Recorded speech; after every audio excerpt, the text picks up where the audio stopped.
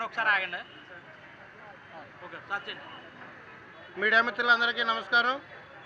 ఈరోజు గాంధీతాత గారి వర్ధంతి సందర్భంగా మా పంచాయతీరాజ్ ఛాంబర్స్ అధ్యక్షులు వ్యవస్థాపకులు అయినటువంటి శ్రీ బాబు రాజేంద్ర ప్రసాద్ గారి పిలుపు మేరకు ఈరోజు ఆంధ్రప్రదేశ్లో ఉన్న అన్ని జిల్లా కేంద్రాల్లోనూ కూడా ఒక్కరోజు నిరసన కార్యక్రమం చేపట్టడం జరిగింది. ఈ కార్యక్రమం ముఖ్య ఉద్దేశం ఏంటంటే గాంధీ గారి కళ్ళ కన్నా ఈ గ్రామ స్వరాజ్యాలు నిర్వీర్యం అయిపోతున్నాయి ఈ ఆంధ్రప్రదేశ్లో. దాన్ని ఆ గాంధీ తాత గారు ఎన్నో కళ్ళగని గ్రామ స్వరాజ్యాలు సృష్టించి పంచాయతీలే గ్రామానికి పట్టుకొమ్మలనే నినాదంతో మా పంచాయతీ సర్పంచులందరికీ కూడా ఎంతో గౌరవం ఇచ్చి పంచాయతీలను సృష్టించారు. కానీ ఈ జగన్మోహన్ రెడ్డి గారు ప్రభుత్వం వచ్చిన తర్వాత పంచాయతీలకి ప్రథమ పౌరుడు అనే పదానికి అర్థం లేకుండా ఆఖరి పౌరుడిగా చేసి వాలంటీర్లకు పెత్తనం ఇవ్వడం జరిగింది. అదేవిధంగా మాకు రావాల్సిన 8,660 కోట్లు ఆయన దొంగిలించి మాకు తెలియకుండా మా కోటిని దొంగిలించి ఆయన వాడుకున్నారు. ఆ సొమ్ములన్నీ కూడా మళ్ళీ రావాలని చెప్పి మేము ఈ నిరవధిక దీక్ష ఒక్కరోజు దీక్ష చేపట్టడం జరిగింది. అదేవిధంగా ఏదైతే జగన్మోహన్ రెడ్డి గారు సిద్ధం అనే నినాదంతో మళ్ళీ ఈ ఎలక్షన్కి వస్తున్నాడు. కానీ సర్పంచులందరూ కూడా ఆయన్ని మళ్ళీ ఇంటికి పంపించడానికి సిద్ధంగా ఉన్నారని చెప్పి మేమందరం కూడా సర్పంచుల తరపున మేము తెలియజేయడం జరుగుతుంది. ఎందుకంటే ఒక సర్పంచ్కి ఇవ్వాల్సిన విలువ ఆయన ఇవ్వట్లేదు. మా పంచాయతీ సొమ్ములన్నీ కూడా వాడుకొని కరెంటు బిల్లులని అయ్యని ఇయ్యని చెప్పి ఆయన మమ్మల్ని ఒక కుర్చీకే పరిమితం చేసాడు తప్ప మాకు ఏ విధమైన అధికారాలు కూడా ఆయన గద్దెనెక్కిన తర్వాత ఇవ్వడం జరగలేదు.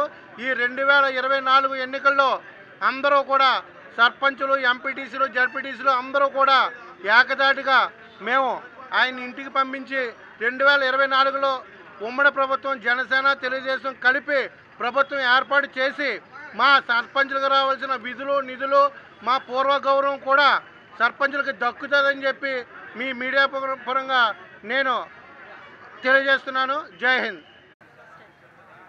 అందరికీ నమస్కారం. నా పేరు నాగబతుల శాంతకుమారి సుబ్బారావు. ఉమ్మడి తూర్పుగోదావరి జిల్లా సర్పంచుల సమాఖ్య అధ్యక్షురాలిని.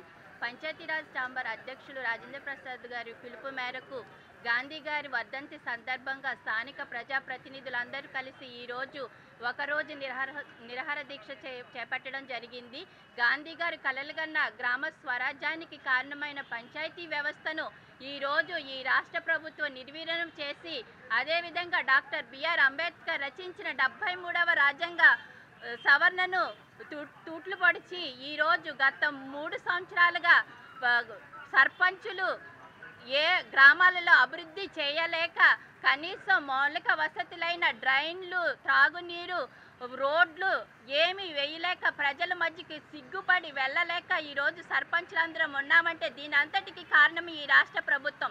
ఈ రాష్ట్ర ప్రభుత్వం తను ఇచ్చిన నిధులు ఇవ్వకుండా, అదేవిధంగా మా స్థానిక సంస్థల ఆదాయాన్ని కేంద్ర ప్రభుత్వం 14-15వ ఆర్థిక నిధులను కూడా తీసుకుని తన ఖర్చులకు వినియోగించుకుని పైగా ఈ నిధులను మేము విద్యుత్ బకాయిలు చెల్లిస్తున్నామని మాకు నమ్మబలకటం చాలా దురదృష్టకరం. అదేవిధంగా ఈరోజు స్థానిక ప్రజాప్రతినిధులు అందరూ రాజకీయ అతీతంగా అందరము వచ్చి ఈ నిరసన దీక్షను నిర్వహిస్తున్నాము. అదేవిధంగా అనేక ఉద్యమాలు చేశాము.